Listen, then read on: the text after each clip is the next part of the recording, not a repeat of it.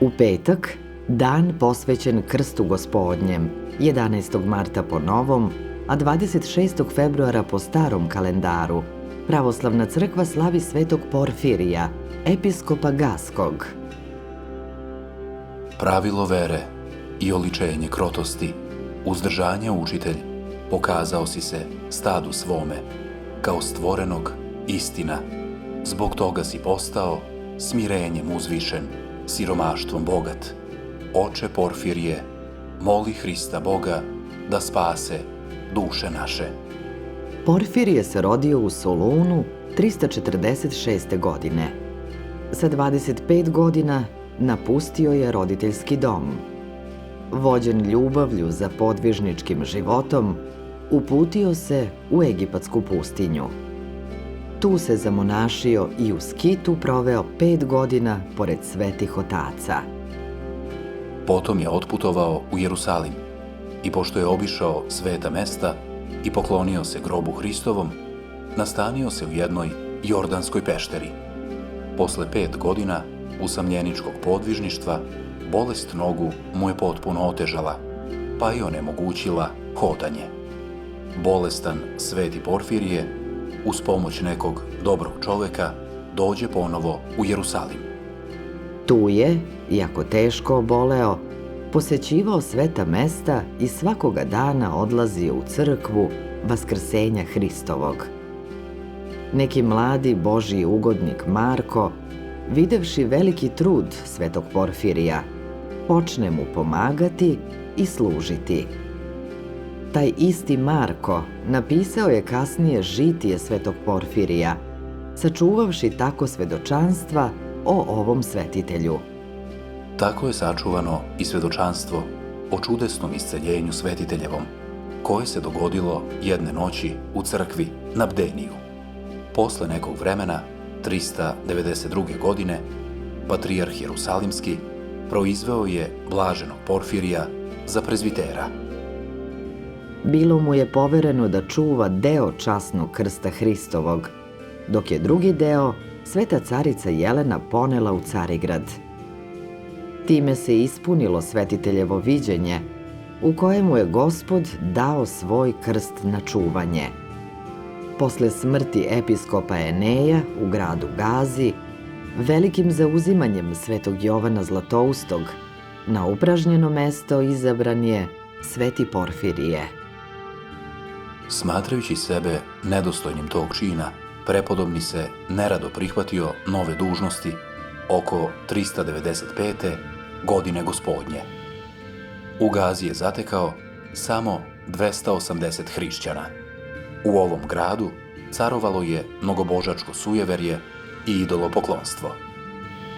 Samo svojom ogromnom verom i danonoćnim strpljivim radom, sveti vladika Porfirije uspeo je da stanovnike Gaze prosveti Hristovom naukom. Podršku u svom apostolskom radu Porfirije je dobio i od vizantijskog cara Arkadija, a naročito od carice Evdoksije, koja je pomogla da se u Gazi podigne velelepna crkva. Posle mnogih godina episkopske brige, sveti Porfirije doživeo je da vidi grad Gazu prosvećen Hristovim evanđeljem. Upokojio se mirno u Gospodu 421. godine. Njegove svete mošti i danas počivaju u Gazi.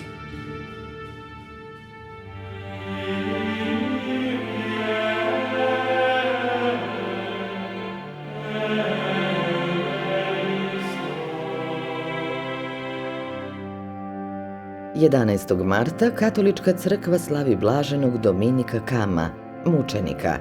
Dominik Kam se rodio u Kam Čuongu u pokrajini Bak Ninh. Već kao dječak primljen je u Božju kuću, misijsku postaju. Dominik je osjetio Božji poziv za svećeništvom, te je sretno završio teološke nauke i bio zaređen za svećenika. Kao svećenik, na divljenje sviju, s velikom je revnošću obavljao pastirsku službu. To se pokazalo naročito kad je buknulo progonstvo protiv kršćana. Mučenik je čamio u zatvoru nekoliko mjeseci, zatvoren u neki kavez. Napokon je bio osuđen na smrt, te na današnji dan godine 1859. i pogubljen. Crkva ga je 25. aprila 1951. uvrstila u broj blaženika.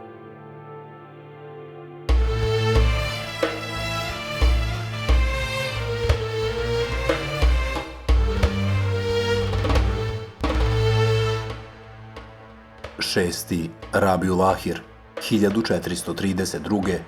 hidžetske godine. Dan saborne molitve, džume. Štit Allahov tražim, imenom Allaha, svemilosnog, samilosnog.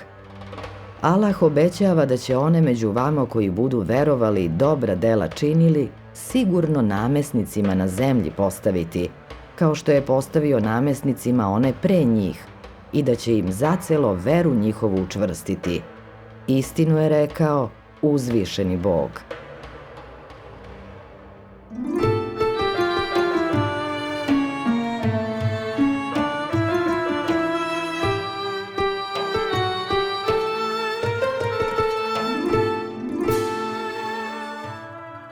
Peti Adar II, 5771. Erev Šabat. Pre 3987 godina rodio se praotac Avram. Avram je od najranijeg detinjstva premašivao svoju pagansku okolinu i prepoznavao da svetom upravlja jedno vrhovno biće. Koristeći svoju oštroumnost, Avram je kao jedan od najvećih umova svog vremena mogao da prozre prividne i lažne vrednosti svoje generacije i da shvati istinsku svrhu stvaranja. Avramova vera se razvijala i do te mere zasenila sve drugo u njegovom životu, da je za tu veru pristao da postane mučenik. Nikada se u istoriji nije desilo da jedan usamljeni pojedinac tako potpuno raskine sa svojom okolinom, prevazilazeći sve prepreke zarad jedne još nepoznate vere.